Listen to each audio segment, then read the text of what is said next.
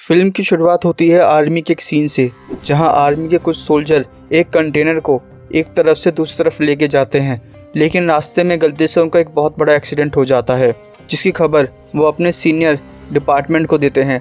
Department की तरफ से उनको वहां से जल्दी से निकलने की सलाह दी जाती है, लेकिन तब तक बहुत देर हो चुकी होती है और उस कंटेनर में से बाहर आता है एक ज़ॉम्बी, जो इन सभी सिपाहियों को मारकर इन्हें भी ज़ॉम्बी बना देता है।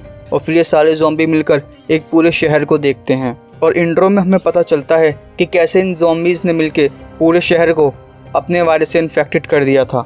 और इसी इंट्रो में हम देखते हैं कि बटिस्टा यानी कि स्कॉट वार्ड अपनी टीम के साथ वहाँ कुछ बचे हुए लोगों को रेस्क्यू करके वापस सेफ जगह पर ले आते हैं। और हमें पता चलता है कि ज़ॉम्बीज़ ने जिस शहर को इस वायरस से इन्फेक्टेड किया है वो लॉस वेगस है। कुछ टाइम बाद हम देखते हैं कि स्कॉट वार्ड एक रेस्टोरेंट में शेफ़ का काम करते हैं, जहाँ पर न्यूज़ से उन्हें पता चलता है कि उस शहर को जिस पर ज़ॉम्बीज़ ने हमला किया था उसे परमाणु बॉम्ब से उड़ाया जाएगा। यहाँ एंट्री होती है हंटर ब्लेक की, जो कि स्कॉट को ऑफ़र देते हैं कि उस शहर में $200 मिलियन रखे हैं, अगर वो उस पैसे को वहाँ से ले आया तो उसके बदले में $50 मिलियन मिलेंगे। तभी हमें एक क्वारंटीन कैंप दिखाया जाता है, जिसमें हुमा कुरैशी यानी कि गीता और स्कॉट की बेटी केट वर्ड भी होते हैं। गीता उससे कहती है कि वो उस तरफ जाकर वहाँ से कुछ पैसे चुरा कर इस तरफ आएगी, जिससे कि वो और उसकी दोनों बेटियाँ यहाँ से वापस जा सकें। तब गीता उसे पासपोर्ट को दिखाती है कि ये औरत इस काम में माहिर है और साथ ही उससे वादा लेती है कि अगर उसको कुछ हुआ तो उसके दोनों बेटे का ख्याल तुम्हें ही रखना है। तभी एक सीनियर ऑफिसर आकर उन पर अपना रौब झाड़ता है और उनसे कहता है कि उसकी बातें सुनो, वरना वो तुम्हें संक्रमित बताकर यहाँ से बाहर फेंक देगा। तभी हम देखते हैं कि कैसे स्कॉट ने अपनी वाइफ को अपनी बेटी के सामने मारा था, क्योंकि वो एक ज़ॉम्बी बन गई थी। और इसी भयानक सपने के साथ उठकर स्कॉट खड़ा होता है और फिर से अपनी पुरानी टीम को एक साथ लाता है, ताकि वो उस तरफ जाकर वहाँ से पैसे चुरा सके और अपनी और अपने दोस्तों की ज़िंदगी अच्छी कर सके। उसकी टीम में होती है Maria Cruz, Marina, Ludwig Deller, Wendlor, Martin, Mikey, chambers.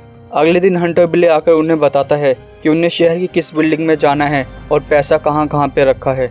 और तभी शाम को स्कॉट अपनी बेटी से मिलकर उस तरफ जाने का इंतज़ाम करता है और अगले दिन पूरी टीम एक बस में बैठकर उस क्वारंटाइन कैंप में जाते हैं, जहाँ से वो उस तरफ यानी कि ज़ॉम्बीज़ वाले एरिया में जाएंगे। यहाँ पर कैट स्कॉट को पासपोर्ट से मिलाती है और साथ ही खुद भी उनकी टीम को ज्वाइन कर उस तरफ चलने के लिए तैयार हो जाती है।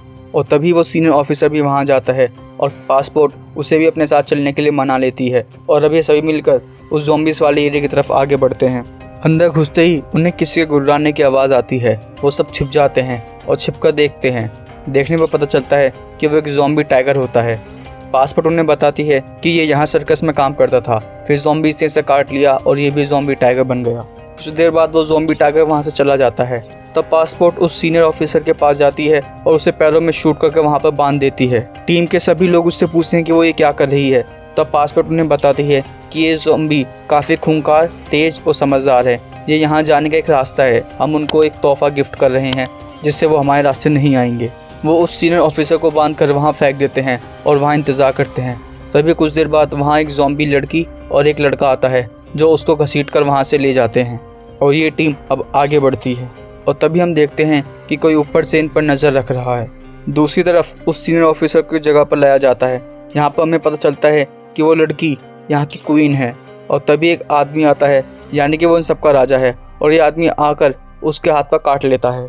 दूसरी तरफ उनकी टीम आगे बढ़ते हुए एक बिल्डिंग में पहुँचती है, जहाँ पर उन्हें काफ़ी सारे ज़ॉम्बीज़ सोए हुए मिलते हैं। तब पासपोर्ट उन्हें बताती है कि यहाँ पर हम लोगों को आवाज़ नहीं करनी और ना ही उनके मुँह पर लाइट मारनी है, इससे वो जाग सकते हैं। सभी बड़े आराम से और ध्यान से आगे बढ़ते हैं। आगे बढ़ते बढ़ते चेम्बर पीछे रह जाती है और उससे गलती से कुछ बर्तन गिर जाते हैं, जिससे काफ़ी सारे ज़ॉम्बीज़ उठ जाते हैं और वो होपलेस होकर सब पर फायरिंग कर देती है। उसके पीछे मार्टिन होता है, जो खुद की जान बचाने के लिए उसको वहाँ पर फंसा छोड़कर वहाँ से भाग जाता है और चेम्बर वहीं पर मारी जाती है।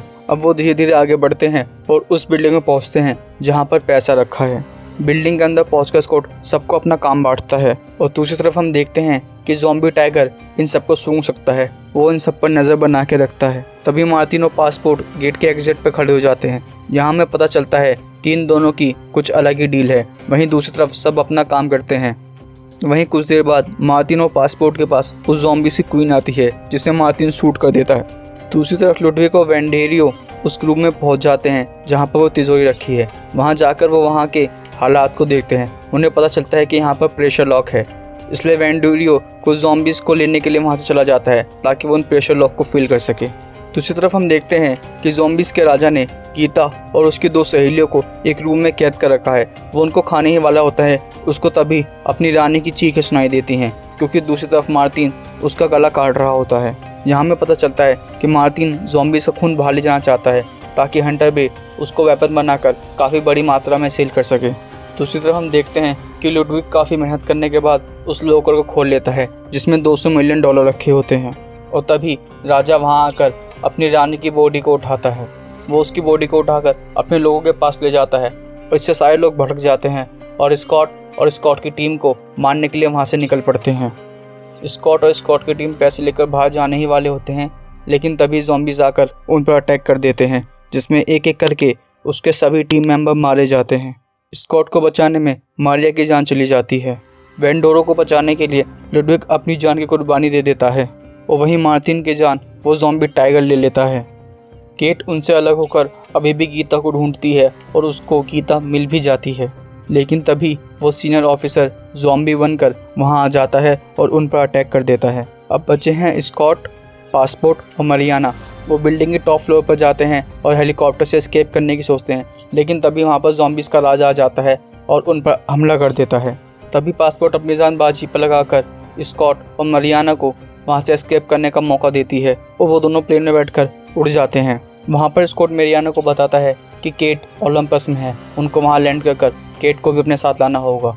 मरियाना ओलंपस में लैंड करती है और स्कॉट उसको बिल्डिंग में ढूंढने लगता है, लेकिन तभी केट और गीता के पास वहाँ पे ज़ॉम्बी किंग आ जाता है और उनकी तरफ भागने लगता है।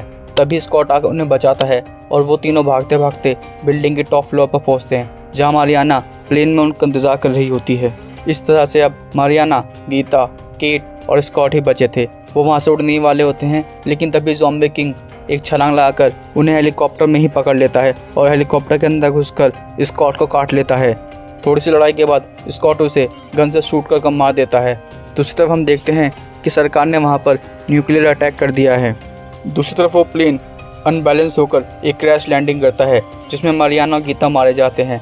अब स्कॉट वहाँ पर तड़प रहा होता है क्योंकि उसको ज़ॉम्बी किंग ने काटा होता है, तो उसमें भी ज़ॉम्बीज़ वाले लक्षण आने लगते हैं, जिसको देखकर केट को ना चाहते हुए भी अपने फादर को शूट करना पड़ता है। न्यूक्लियर अटैक के बाद वेंडोरो एक बिल्डिंग से बाहर निकलता है।